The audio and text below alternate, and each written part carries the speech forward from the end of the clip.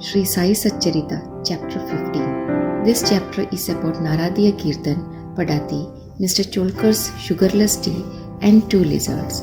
The readers may remember that mention was made in the 6th chapter regarding the Ram Navami festival in Shirdi, how the festival originated, and how in the early years there was a great difficulty in getting a good Haridas for performing Kirtan on that occasion, and how Baba permanently entrusted this function to Das Ganu.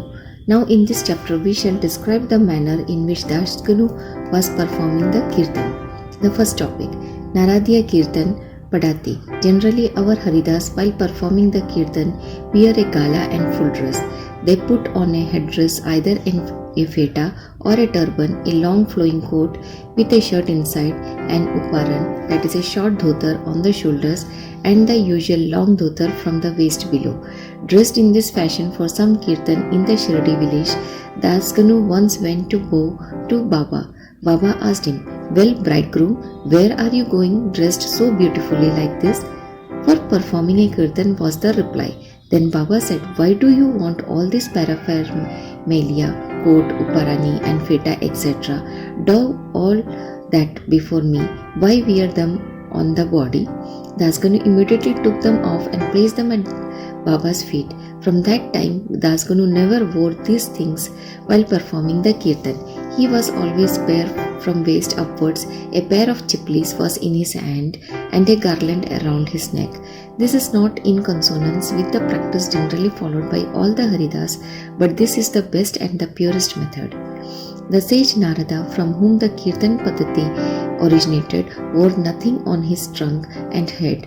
He carried a veena in his hand and wandered from place to place everywhere, singing the glory of the Lord. The next topic, Mr. Cholkar's sugarless tea. Initially, Baba was known in Pune and Ahmednagar districts, but Nana Saheb Chandorkar by his personal talks and by Das Ganu by his splendid kirtans spread the fame of Baba in the Konkan, that is the Bombay Presidency. In fact, it was Das Ganu, may God bless him, who by his beautiful and inimitable kirtans made Baba available to so many people there. The audience who came to hear the kirtans have different taste. Some like the erudition of the Haridas, some his gestures, some his singing, some his wit and humor, some his preliminary dissertation on Vedanta, and some others, his main stories, and so on. But among them there are very few who by hearing the kirtan get faith and devotion or love for God or saints. The effect of hearing Das Ganu's kirtan on the minds of audience was however electric as it were. We give an instance here. Das Ganu was once performing his kirtan and singing the glory of Sai Baba in the Kopineshwar temple in Thana. One Mr. Cholkar, a poor man serving as a candidate in the civil courts in Thana, was amongst the audience. He heard Das Ganu's kirtan most attentively and was much moved. He there and then mentally bowed and vowed to Baba, saying, "Baba, I am a poor man, unable to support my family. If by your grace I pass the departmental examination and get a permanent post, I shall go to Shirdi, fall at your feet and distribute sugar candy in your name." As good luck would have it, Mr. Cholkar did pass the examination and did get the permanent post, and now it remained for him to fulfill his vow.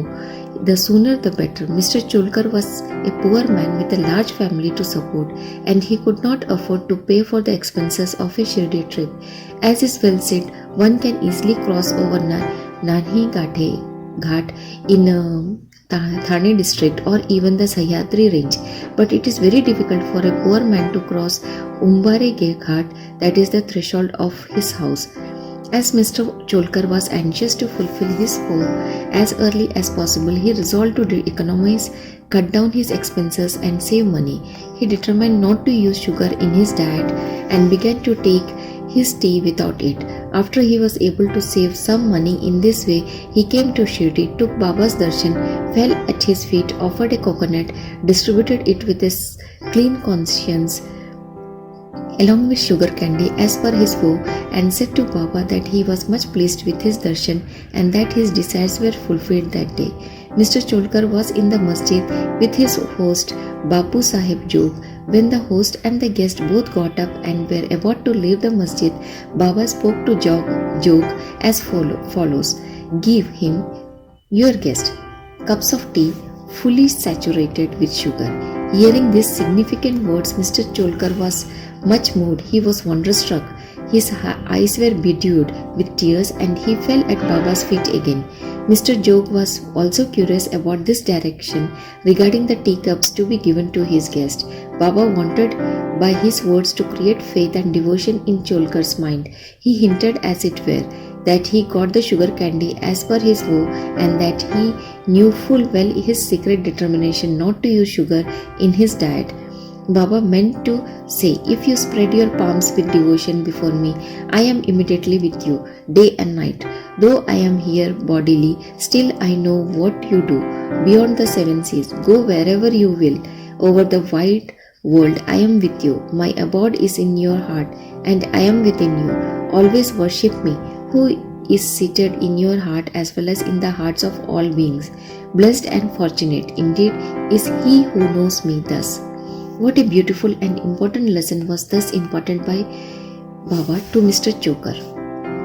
Now the next topic, two lizards. Now we close this chapter with a story of two lizards. Once Baba was sitting in the masjid, a devotee sat in front of him when a lizard ticked. Out of curiosity, the devotee asked Baba whether this tick-ticking of the lizard signified anything. Was it a good sign or a bad omen? Baba said that the lizard was overjoyed as her sister from Aurangabad was coming to see her. The devotee sat silent, not making out the meaning of Baba's words. Immediately, a gentleman from Aurangabad came on horseback to see Baba. He wanted to proceed further, but his horse would not go as it was hungry and wanted grams.